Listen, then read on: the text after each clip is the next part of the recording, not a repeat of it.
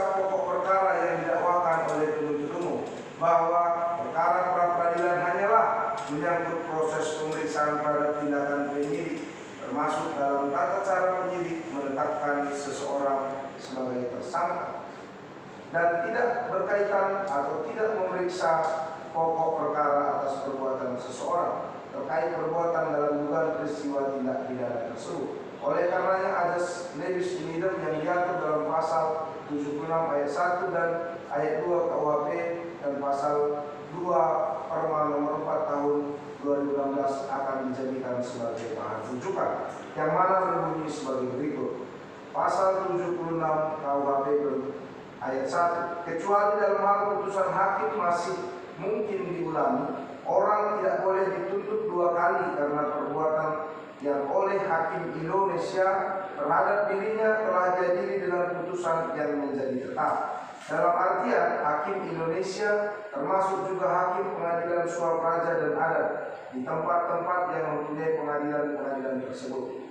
Ayat 2, jika putusan yang menjadi tetap itu berasal dari hakim lain, maka terhadap orang itu dan karena tindak pidana itu pula tidak boleh diadakan penuntutan dalam hal 1. Putusan berupa pembebasan dari tuduhan atau lepas dari tuntutan hukum.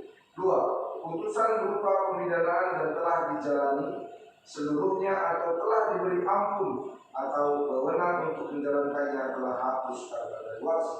Pasal 2 ayat 3 Perma nomor 4 tahun 2016 berbunyi, putusan pra peradilan yang mengabulkan permohonan tentang tidak sahnya penetapan tersangka tidak menggugurkan kewenangan penyidik untuk menetapkan yang bersangkutan sebagai tersangka lagi setelah memenuhi paling sedikit 2 alat bukti baru yang sah, berbeda dengan alat bukti sebelumnya yang berkaitan dengan materi perkara. Oleh karena putusan pra peradilan nomor 2 Fitra 2022 PMTBH bukan merupakan putusan akhir atau tidak menyangkut pokok perkara, sedangkan azas legis in idem baru berlaku apabila secara hukum acara di persidangan sudah memasuki pemeriksaan pokok perkara dan telah mempunyai kekuatan hukum yang tetap, di mana dalam perkara itu terdakwa belum pernah jadi dalam rangkaian pemeriksaan pokok perkara dan belum pula dijatuhi putusan yang telah memperoleh kekuatan hukum tetap. Oleh karena itu, eksepsi terdakwa atau penasihat hukum terdakwa tersebut tidak diterima.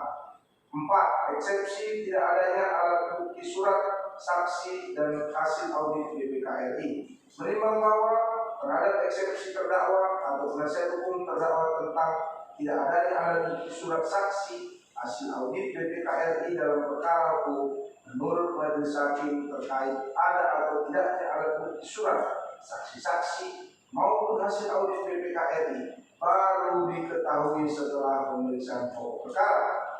Demikian, eksepsi terdakwa atau penasihat hukum terdakwa tersebut dikesampingkan dan tidak diterima.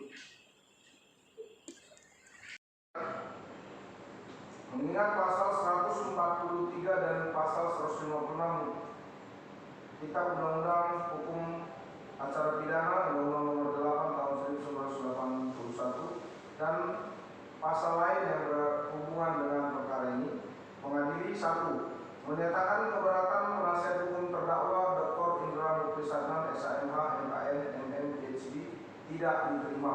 2. Memerintahkan penuntut umum untuk melanjutkan pemeriksaan perkara nomor 4 Itsus PPK 2023 PN Pekanbaru atas nama terdakwa tersebut di atas. 3. Menangguhkan biaya perkara sampai dengan putusan akhir. Demikian diputuskan dalam rapat pengurusan majelis hakim yang diucapkan dalam sidang terbuka untuk umum oleh kami Dr. Salomon Ginting, Sarjana Hukum Magister Hukum, selaku Hakim Ketua, Yuli Arta, Sarjana Hukum Magister Hukum, dan Hakim ad hoc Yelmi, Sarjana Hukum Magister Hukum, masing-masing sebagai hakim anggota, yang diucapkan dalam sidang terbuka untuk umum pada hari Senin tanggal 6 Februari 2023 oleh Hakim Ketua didampingi oleh hakim-hakim anggota tersebut dengan dibantu oleh Puri Yulianti, Sarjana Teknik, Sarjana Hukum sebagai panitera pengganti, dihadiri oleh penuntut umum serta dihadiri pula oleh terdakwa melalui sidang video conference, didampingi oleh penasihat hukumnya dari ruang sidang pengadilan negeri Demikian Pak ya.